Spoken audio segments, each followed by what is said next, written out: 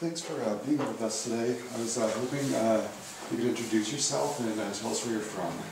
Sure, my name is Julian Chambliss. I'm a professor of history at Rollins College in Florida.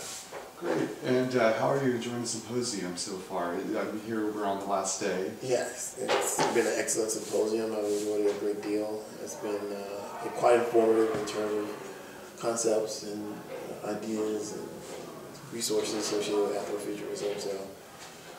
Great, and the panel you were on was fantastic. I was hoping you'd talk a little bit about your research when you what you spoke about in the panel. Right, well, my research really focuses on superhero comics in the U.S. Part of that is superhero genre represents a sort of unique American contribution to graphic narratives internationally and historically.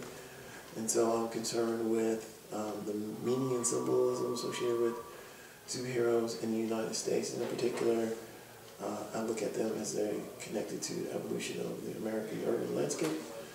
So they're expressions at some level of concerns related to urbanization in the American context from the late 19th century to the contemporary period. And because of that, it branches off into broader issues associated with social, political, and economic development in the country as you move from a rural society to an urban society and all the consequences associated with that. It's fantastic. Something you just said, the phrase graphic narratives. I was hoping you could, there's so many theorists and artists who have their own definition of what comics are. Eisner's, McCloud's, the OED. What is your definition of comics? I tend to think of comics as sequential art that is, and here I go with like Scott McCloud. I actually agree with Scott McCloud's definition of sequential images juxtaposed with words to tell a story. Right. I think that definition works best to describe many of the forms associated with graphic narratives in the United States. Not all. For instance, you don't have to have words in a comic for it to be a comic. Right. But with definitions, you sometimes go with the one that most likely always works, and that one most likely always works. Well, now how about comics with an X at the end? Right. Those comics are associated with social and political commentary. They tend to be genre neutral or genre specific in the sense that they tend to be autobiographical tales or community-centric tales. Very much, I think they sort of follow in some of the same forms and stories you might associate with underground newspapers, because a lot of them have connection to underground newspapers, underground media, in the sense that they're challenging norms associated with standards around what can appear in media, especially standards around what is defined by mainstream media. So comics with an X, I think, is often associated with kind of counterpoint to broader, more mainstream commercial media, more political in its focus, more explicit in terms of like its social and societal investigations, sexual, it's more sexual in my definition. For a lot of people, the underground comic scene is often defined by Robert Crumb. Right. With the comics with the X, do you feel that, because especially his depictions of other races, do you find that at all problematic with using comics with the X, or is there a stigma in some way because of that? Do you feel? I do think that there's a question when, especially with the new generation of like creators and scholars, attempting to sort of like contextualize the placement of comics as a genre. When you look at someone like Crumb, he does have a problematic narrative around race and gender by that right, absolutely. matter. I think one of the things that we all have to sort of try to deal with is understanding how that narrative it's contextualized against his broader project of fighting against a kind of heteronormative, at the time, benchmark associated with identity and masculinity, which he clearly felt he fell outside of. And in fact, you have a kind of counterculture writ large that is attacking these same kinds of like benchmarks around these things. And so some of his depictions of people, regardless of ethnicity, like he distorted other ethnicities too, right? Like he didn't necessarily just distort black people. It's part of like a whole kind of like shock and challenge, right?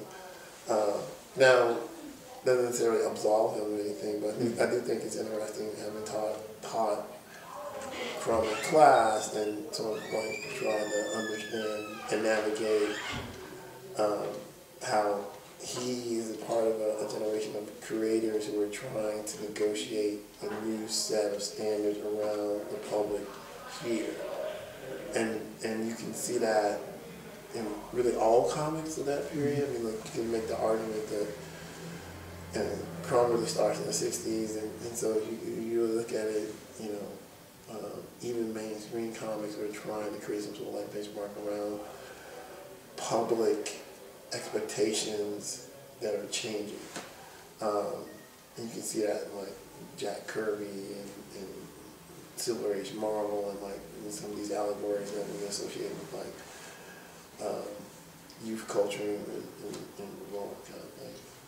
Personally, what is it about the medium that drew you initially? Like, what was it about the comic form that made you so interested as a child or adult whenever you first...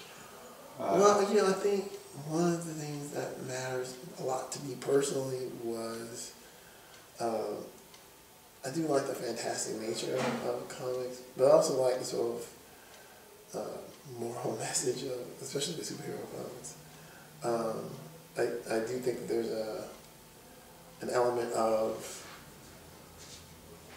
wish fulfillment in the sense that you do have these figures that are sort of working in a kind of purely pro-social manner, which, for myself as an African-American kid, that didn't necessarily always happen. And then because I was young, like, people weren't always working in a purely pro-social manner. So, like, you have someone going out and sort of like making the effort to work in a pro-social manner, it's appealing.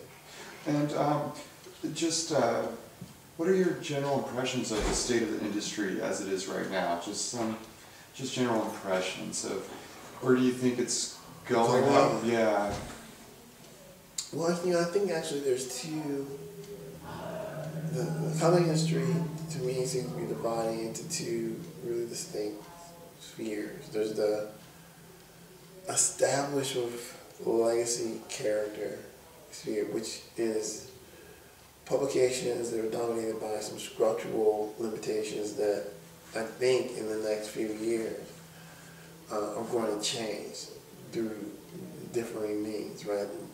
Either, there will be more reliance on, I think, digital as a way to maintain publication but cut down on cost.